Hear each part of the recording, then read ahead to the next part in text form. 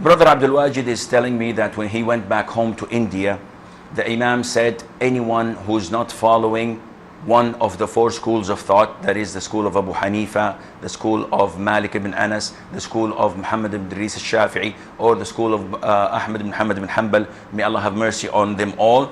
If you're not a follower of these four or one of them, you're not allowed in the masjid. And this is acceptable if the masjid was this Imam's house. He has all the right to prevent people from entering masjid. If he owns the masjid, it is okay.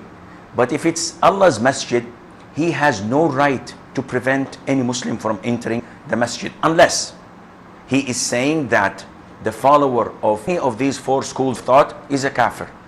And if he says this, then this Imam should not be an Imam, because these four schools of thought, with all due respect, they are not revealed from Allah Azza wa Jal. They're not mentioned in the Quran nor in the Sunnah, and they came after the death of the Prophet ﷺ and the passing of the companions, may Allah be pleased with them.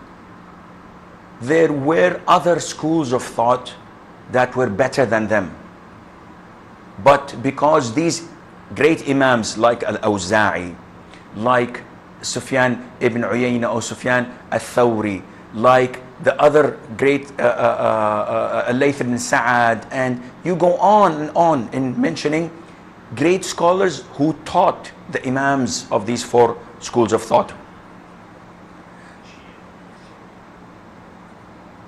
These great scholars did not have schools of thought, and the reason was because they did not have students to carry their message, to carry their ideas and their opinions like the four Imams had. Therefore, this is a misconception. This is completely and totally unaccepted.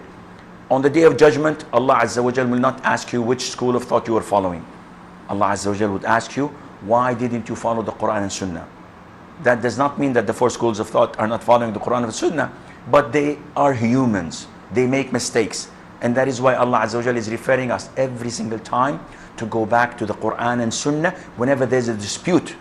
So if Imam Ahmad says something, Imam Shafi'i says otherwise, what to do? Both of them are great Imams. We have to go back to the Quran and Sunnah. So what your Imam had said is completely wrong, and it is unacceptable.